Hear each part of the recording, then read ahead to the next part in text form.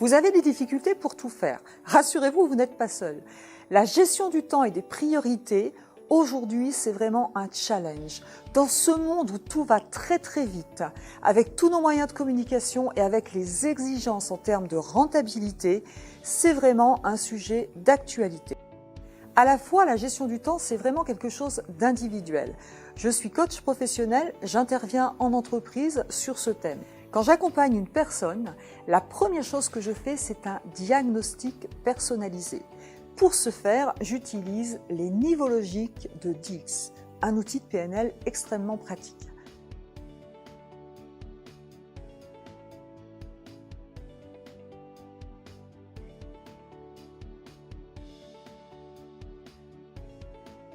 Je vais d'abord m'intéresser à l'environnement. Est-ce que c'est un problème d'environnement? Est-ce que vous êtes dérangé tout le temps? Est-ce que votre bureau est dans un lieu de passage? Est-ce que vous êtes tranquille pour travailler? Ensuite, je m'intéresse au comportement. Est-ce que dans vos comportements, il y a des facteurs qui font que vous allez perdre du temps ou est-ce que vous mettez des comportements en place pour gagner du temps? Ensuite, le niveau du dessus, ce sont les compétences. Est-ce que c'est un problème de compétences? Est-ce que vous gérez par exemple tout à fait bien les logiciels? Est-ce que vous avez des compétences pour savoir dire non? Est-ce que c'est un problème de savoir-faire? Ensuite, le niveau du dessus, et ça arrive souvent, est-ce que c'est un problème d'émotion? Est-ce que vous savez gérer la pression?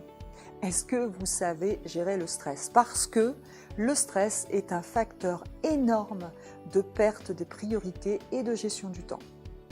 Ensuite, je vais encore au-dessus en me disant, est-ce que c'est un problème de croyance? Il y a certaines personnes qui pensent que pour être un bon employé, il faut être absolument débordé. Voilà, c'est comme ça, on ne sait pas pourquoi. Est-ce que c'est un problème de croyance? Est-ce que c'est un problème de valeur ou de personnalité? Par exemple, vous êtes perfectionniste, c'est génial de travailler avec vous car les choses sont très bien faites. Mais vous passez parfois beaucoup trop de temps à vérifier des choses ou beaucoup trop de temps sur des choses qui sont un peu moins importantes. Ensuite, une des choses qui est importante, c'est est-ce que vous êtes clair sur votre rôle? Votre rôle au niveau professionnel, est-ce que vous êtes clair sur les tâches qui vous sont attribuées et celles qui ne vous concernent pas du tout mais qu'on pourrait avoir tendance à vous mettre sur le dos?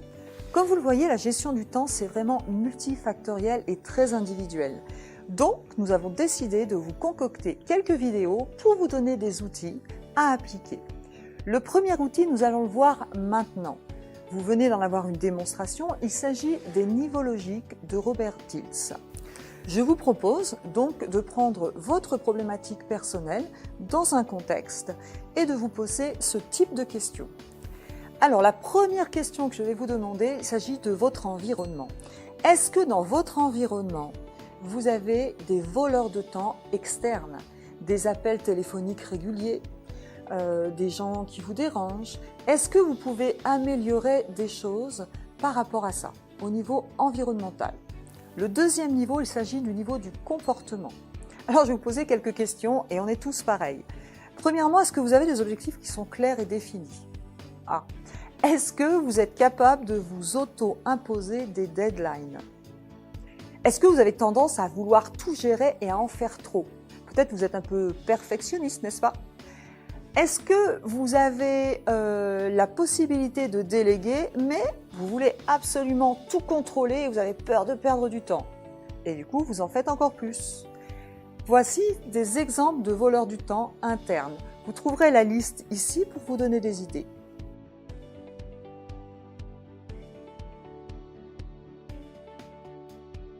Le troisième niveau, c'est celui des compétences. Je vous demande d'observer, est-ce que vous avez vraiment toutes les compétences nécessaires dans votre job ou ailleurs? Par exemple, est-ce que vous maîtrisez complètement et totalement votre logiciel Excel par exemple? Est-ce que vous avez la capacité et le savoir-faire pour savoir dire non quand on vous demande quelque chose? N'est-ce pas? L'avantage avec les compétences, c'est qu'on peut les acquérir. Le niveau du dessus, les émotions. Est-ce que vous êtes tellement dans un état de stress que vous perdez beaucoup de temps? La gestion du stress est parfois le remède. Le niveau suivant, celui des croyances. Que croyez-vous de vous en termes de gestion du temps? Que croyez-vous de vous en termes de capacité? Ensuite vient le niveau des valeurs. Quelles sont vos valeurs prioritaires? Qu'est-ce qui est vraiment important pour vous dans ce domaine?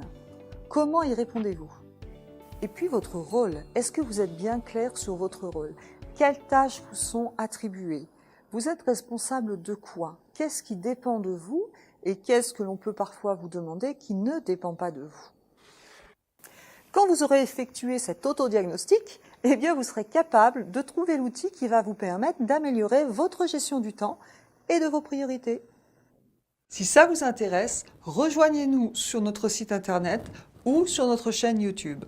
Je vous dis à bientôt!